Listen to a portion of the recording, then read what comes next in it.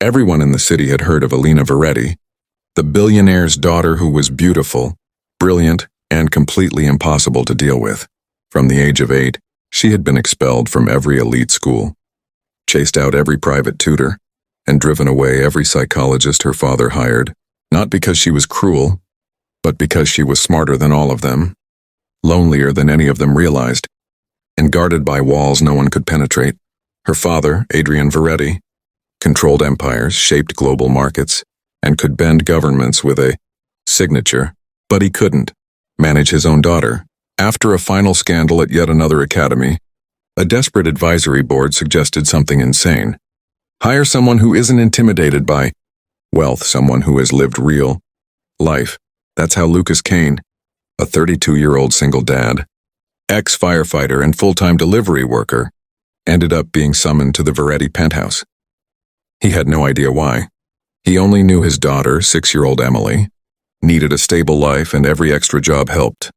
When he walked into the marble-lined office, Adrian stared at him with tired, hollow eyes. "Every expert has failed," he said. "I need someone unpolished, someone she can't manipulate, someone real. I want you to be her behavioral mentor." Lucas almost laughed. "Sir, I deliver groceries. I'm not a specialist." "Exactly," Adrian answered. "You're ordinary, and ordinary is the one thing she's never had. Curious and wanting the generous paycheck." Lucas accepted a 1-week trial. The moment he met Alina, she barely looked up from her sketchbook. "Another babysitter? You'll quit by Friday," she muttered. Lucas just shrugged. "Great, less pressure on me then." That unexpected reply made her freeze. For the first time in years, someone hadn't tried to impress her or fear her. Later that evening, as he walked Emily home, Lucas wondered what he had stepped into. But something in Alina's eyes, something lonely, unspoken, refused to leave his mind. And so began the week that would flip the world of the billionaire's daughter upside down and pull Lucas into a storm he never expected. If you're enjoying this story, make sure to subscribe for more emotional and powerful tales. Lucas's first week with Alina was chaos in slow motion. On day 1, she refused every task, answered every question with sarcasm, and tested him with the kind of emotional chess that had broken world-class therapists. But Lucas didn't try to counter her genius. He simply treated her like a normal kid. When she mocked assignments, he shrugged and said, "Cool, we'll try again tomorrow." When she tried to provoke him with harsh truths, he replied, "Thanks for being honest." When she slammed doors, he checked if she was okay, then let her cool off. For a girl who expected people to fight her or fear her, his calm indifference confused her. One afternoon she muttered, "Why don't you yell at me?" Lucas replied, "Because yelling means I've given up. And I don't give up on kids." That sentence cracked something in her. Slowly she opened up, not with smiles but with tiny moments. She let him sit near her during her drawing sessions. She asked questions about Emily, his daughter. She even allowed him to see her secret room, walls covered with blueprints of inventions, sketches of futuristic cities, notebooks filled with equations too advanced for her age. "I'm not difficult," she whispered. "I'm just too much." Lucas shook his head gently. "You're not too much. The world is too little."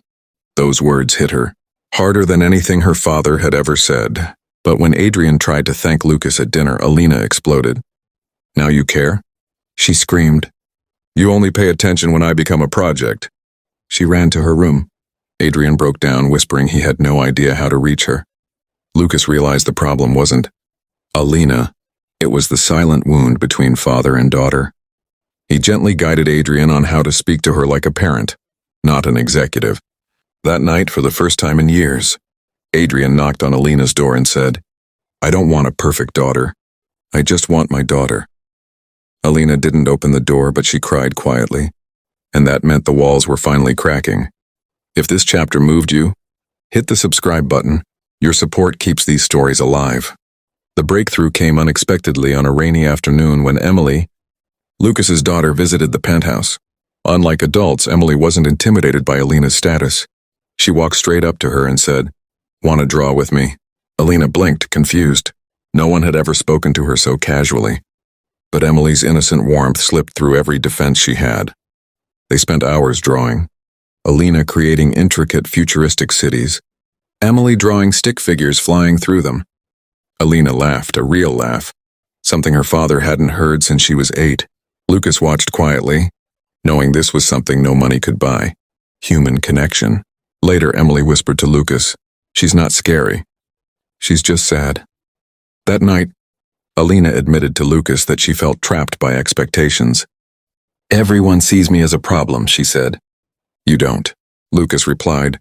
"Because I see the kid behind the armor." She asked softly, "Do you think I'm worth fighting for?" Lucas didn't hesitate. "Absolutely." The next morning, she shocked the entire household.